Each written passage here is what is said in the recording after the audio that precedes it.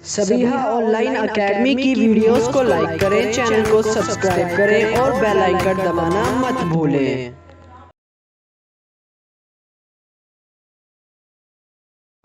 السلام علیکم ورحمۃ اللہ وبرکاتہ۔ ڈیئر اسٹوڈنٹ، کیسے ہیں آپ سب؟ امید ہے خیر و عافیت سے ہوں گے۔ آج ہم ہولی قرآن کا چیپٹر سورۃ عنکبوت اس کے بارے میں جانیں گے کہ اس میں کیا بیان کیا گیا ہے۔ تو چلیں شروع کرتے ہیں۔ بسم اللہ الرحمن الرحیم۔ سورۃ عنکبوت مکی صورت ہے، اس میں 69 آیات ہیں۔ عنکبوت کا معنی ہے مکڑی۔ عنکبوت عربی زبان میں مکڑی کو کہتے ہیں۔ تو اس سورت کی آیت نمبر 41 میں اللہ تعالیٰ نے فرمایا کہ مشرکین کی مثال ایسی ہے جیسے کسی نے مکڑی کے جالے پر بھروسہ کر لیا۔ مکڑی کا جالا جو ہے وہ دنیاوی لحاظ سے انسانوں کے سامنے ایک بہت ہی حقیر اور بالکل ہی ناکارہ ہوتا ہے۔ مکڑی کا جالا بالکل کمزور، کیونکہ اس میں مکڑی کا ذکر آیا ہے اس لیے اس سورت کو سورۃ عنکبوت کہتے ہیں۔ سورۃ عنکبوت کا خلاصہ یہ ہے کہ کافروں کا ظلم سہتے سہتے مسلمان جو ہیں وہ مایوس نہ ہو جائیں، اس لیے اللہ تعالیٰ نے مظلوم مسلمانوں کو تسلی دی ہے۔ سورۃ عنکبوت جو ہے اس وقت نازل ہوئی جب مشرکین مکہ نبی صلی اللہ علیہ وآلہ وسلم اور صحابہ کرام کے خلاف مختلف قسم کی سازشیں کر رہے تھے، مختلف قسم کی ان کی مخالفت کر رہے تھے، ان کو تکلیفیں پہنچا رہے تھے۔ حالانکہ نبی صلی اللہ علیہ وسلم انہی کی قوم میں سے تھے۔ اعلیٰ صفات، پاکیزہ اور بلند کردار کی وجہ سے بہت ہی جانے مانے تھے۔ سب انہیں امین اور صادق کے نام سے پکارتے تھے، اس کے باوجود انہوں نے مخالفت کی۔ کب کی؟ جب انہوں نے ایک اللہ کی طرف بلایا، ایک اللہ کی دعوت دی، قرآن کریم کی تلاوت، ان کے احکامات بیان کیے تو وہ سب اس کے دشمن ہو گئے اور ان کو ستانے لگے۔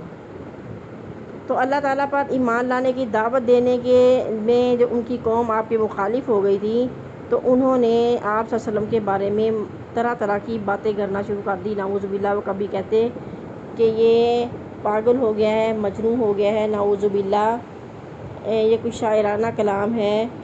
تو یہ باتیں سن کر آپ صلی اللہ علیہ وسلم کو بہت رنج ہوتا، تکلیف ہوتی، پریشان ہو جاتے، کیونکہ آپ صلی اللہ علیہ وسلم کو امید تھی کہ آپ صلی اللہ علیہ وسلم کی قوم اس راہ حق میں آپ کا ساتھ دے گی، لیکن ان کا رویہ آپ صلی اللہ علیہ وسلم کو بہت پریشان کر رہا تھا۔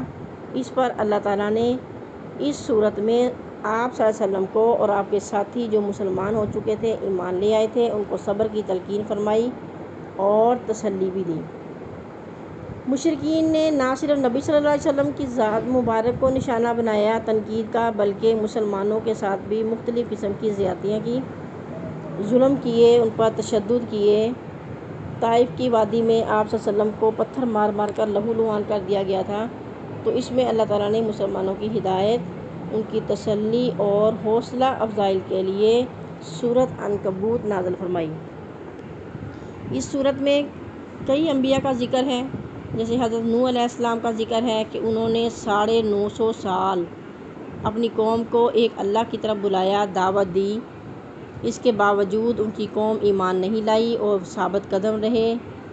اس کے بعد حضرت ابراہیم علیہ السلام کا ذکر ہے کہ انہوں نے بہت زیادہ قربانیاں دی، صبر کیا، اللہ تعالیٰ کے احکامات کو پوری دنیا میں پھیلایا۔ حضرت لوط علیہ السلام کی قوم کا ذکر ہے کہ انہوں نے اس کی مخالفت کی لیکن پھر بھی انہوں نے صبر کیا۔ حضرت شعیب علیہ السلام کا، حضرت موسیٰ علیہ السلام کی اپنی اپنی قوموں میں کشمکش کا ذکر فرمایا۔ یہ سارے ذکر فرما کر سارے انبیاء کا ذکر اس لیے فرمایا تاکہ مسلمانوں کے حوصلے بلند ہو جائیں کہ وہ پیچھے جو گزر چکی ہیں قومیں، پیچھے انبیاء جو گزر چکے ہیں وہ بھی ان کے ساتھ ایسا ہی سلوک کرتے تھے جیسا آپ لوگوں کے ساتھ اور انبیاء کے ساتھ، نبی صلی اللہ علیہ وسلم کے ساتھ کیا جا رہا ہے۔ تو مسلمانوں کو یہ ہدایت کی گئی ہے کہ ظلم و ستم کے اس دور میں قرآن مجید کی تلاوت، نماز کا اہتمام اور کثرت سے اللہ تعالیٰ کا ذکر کر کے اپنے تعلق کو اللہ سے مضبوط کر لیں۔ اس صورت کے آخر میں یہ بھی ہدایت دی گئی ہے کہ جو لوگ بھی اللہ تعالیٰ کی راہ میں کوشش کرتے ہیں، اللہ تعالیٰ ان کی ساری راہیں آسان کر دیتے ہیں، سارے کام پورے کر دیتے ہیں، غیبی مدد ان کو ملتی ہے۔ علمی اور عملی نکات جو ہیں ان میں یہ بتایا گیا ہے کہ ہمیں یہ خیال نہیں کرنا چاہیے کہ صرف زبانی ایمان کا دعویٰ کرنے پر ہم چھوڑ دیے جائیں گے، بلکہ اللہ تعالیٰ ہمیں آزمائے گا، سچے اور جھوٹے لوگوں کو الگ الگ کر کے رہے گا۔ یعنی ہم نے زبان سے کہہ دیا کہ ہم مسلمان ہیں، لا الہ کہہ دیا زبان سے، جیسے وہ علامہ اقبال کا شعر ہے، لا الہ الا اللہ کہہ دیا تو کیا حاصل، دل و زبان مسلمان نہیں تو کچھ بھی نہیں۔ صرف دعویٰ کرنا کافی نہیں ہے، بلکہ اللہ تعالیٰ کے احکامات کو ماننا، اس کو اپنی زندگیوں میں اپلائی کرنا، جد و جہد کرنا، کوشش کرنا، یہ ضروری ہے۔ قیامت کے دن یہ دونوں الگ الگ ہو جائیں گے۔ جو دین کے کام کے لیے کوشش کرتا ہے تو وہ اپنے ہی بھلے کے لیے کرتا ہے۔ اللہ تعالیٰ انسان کی کسی چھوٹی نیکی کو بھی ضائع نہیں کرتے، بلکہ یہاں تک کہا گیا ہے کہ اگر کوئی برائی کا ارادہ کرتا ہے اور برائی کرتا نہیں ہے تو اس کی برائی کو نہیں لکھا جاتا، لیکن اگر کوئی شخص نیکی کا ارادہ کرتا ہے اور نیکی کرتا بھی نہیں ہے تو اس کے نامہ اعمال میں ایک نیکی لکھ دی جاتی ہے، نیکی یعنی نیت کرنے کی۔ اللہ تعالیٰ تو اتنا غفور الرحیم ہے۔ شرک کرنے والے کی مثال ایسی ہے جیسے کسی مکڑی کے جالے کو اپنا سہارا بنا لی، کتنا کمزور سہارا ہوتا ہے مکڑی کا جالا۔ اور یہ جو مشرک ہیں یہ شرک کرتے ہیں، اللہ تعالیٰ کے ساتھ شریک ٹھہراتے ہیں کہ یہ ہمیں قیامت کے دن بچا لیں گے، تو ایسا کچھ نہیں ہے، یہ کمزور سہارا بنا رہے ہیں اپنے لیے۔ اللہ تعالیٰ کے دین کے لیے ہجرت کرنا ایک بہت بڑی نیکی ہے۔ اللہ تعالیٰ تمام مخلوقات کا رازق ہے، چنانچہ ہمیں اللہ تعالیٰ کے سے اچھے رزق کی، حلال رزق کی امید رکھنی چاہیے کہ اللہ تعالیٰ ہمیں سیدھے راستے پر چلائے اور حلال کمانے کی توفیق دے۔ ہمیں مشکل میں اللہ تعالیٰ کو ہی پکارنا چاہیے، کیونکہ اللہ تعالیٰ ہی ہے جو ہمیں مشکل وقت میں نکلنے کا راستہ بھی بتاتا ہے، اور اگر آسانی آ جاتی ہے تو اس میں ہمیں اللہ تعالیٰ کو بھولنا نہیں چاہیے بلکہ شکر ادا کرنا چاہیے۔ اس کے علاوہ اس صورت کے اندر یہ دعا اینڈ میں بتائی گئی ہے، رب انصرنی علی القوم المفسدین، اے میرے رب میری مدد فرما ان فساد مچانے والے لوگوں کے مقابلے میں۔ رب انصرنی، اے میرے رب مدد فرما میری، علی القوم المفسدین، فساد کرنے والی قوم سے۔ مشق ہے آگے۔ عنکبوت کا معنی ہے مکڑی۔ سورۃ عنکبوت میں مسلمانوں کو ہدایت کی گئی صبر کی۔ مکڑی کے جالے پر اعتماد کرنے والوں کی تشبیہ کس کو دی گئی ہے؟ مشرکین کو۔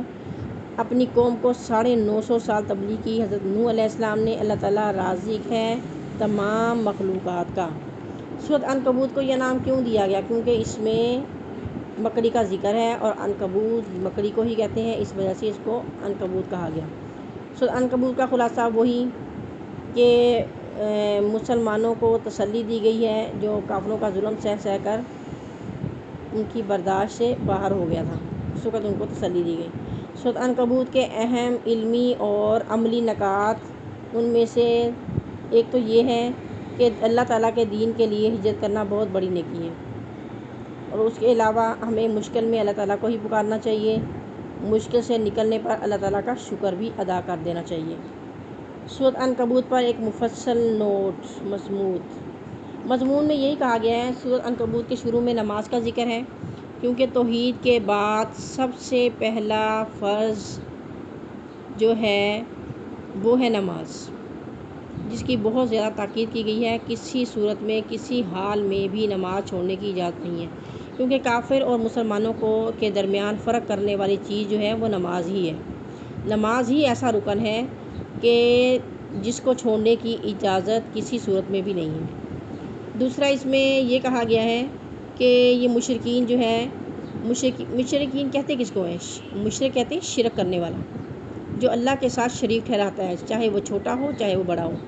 کہ مختلف سہارے انہوں نے ڈھونڈے ہوئے ہیں، کوئی کہتا ہے کہ جی فلاں پیر ہے، کوئی کہتا ہے یہ بت پرستی ایک لوگ کر رہے ہیں کہ یہ ہمیں اللہ سے ہماری سفارش کریں گے، ہمارے یہ اللہ تک ہمارا پیغام پہنچانے میں ہماری مدد کریں گے۔ تو یہ سہارے ایسے ہیں جیسے کہ کوئی انسان، عقل مند انسان سوچ بھی نہیں سکتا کہ وہ مکڑی کا سہارا لے گا، مکڑی کے جالے کا۔ وہ انتہائی کمزور جالا ہوتا ہے جو ایک جھٹکے سے ہی ٹوٹ جاتا ہے۔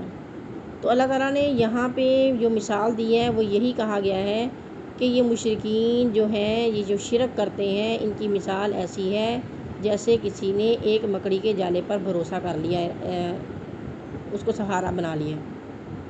سمجھانے کے لیے اللہ تعالیٰ نے یہ بیان کیا ہے۔ اور اس کے علاوہ یہ کہا گیا کہ جب مشرکین مکہ، کیونکہ یہ مکی صورت ہے تو اس میں بنیادی عقائد سارے بیان ہوئے ہیں۔ بنیادی عقائد میں یہ بھی تھا کہ نبی صلی اللہ علیہ وسلم نے جب ان کو عقیدہ توحید پہ بلایا، ایک اللہ کی طرف دعوت دی، کیونکہ وہ مشرک تھے، شرک کرتے تھے، مختلف انہوں نے اپنے خدا بنائے ہوئے تھے، ہر چیز کا الگ الگ خدا بنایا ہوا تھا۔ تو نبی صلی اللہ علیہ وسلم چونکہ انہی میں پیدا ہوئے تھے، انہوں نے سمجھا کہ یہ مجھ پہ اعتماد کرتے ہیں، صادق اور امین کہتے ہیں، آپ کی پاک دامنی، پاک بازی کا ان کے پاس ثبوت تھا۔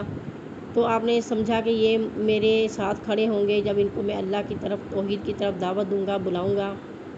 اس کے برعکس انہوں نے مخالفت کی، صرف مخالفت نہیں کی بلکہ بہت زیادہ ظلم و ستم کیے، جو مسلمان ہوتے تھے ان پر تشدد کرتے تھے، پتھر مارتے تھے، طرح طرح کی تکلیفیں دیتے تھے۔ تو اللہ تعالیٰ نے نبی صلی اللہ علیہ وسلم کو اور ان کے ساتھیوں کو اس میں تسلی دی ہے کہ آپ حوصلہ رکھیں، صبر کریں۔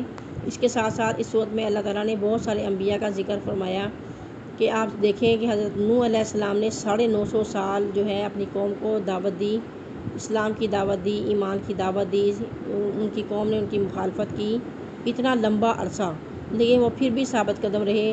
حضرت ابراہیم علیہ السلام نے کتنی قربانیاں دی، پھر بھی ثابت قدم رہے۔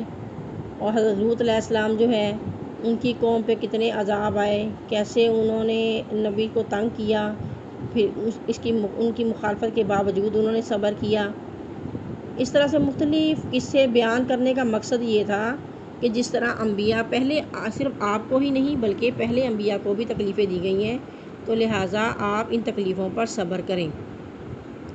اس سے اللہ تعالیٰ مسلمانوں کے حوصلے بھی بلند کر رہے ہیں کہ آپ جو ہے ان کے ظلم و ستم سے پریشان نہ ہوں، اپنے حوصلے جو ہیں وہ پست نہ کریں بلکہ بلند ہی رکھیں، بلکہ اس کے ساتھ ساتھ اللہ تعالیٰ کے ساتھ اپنا تعلق مضبوط رکھیں۔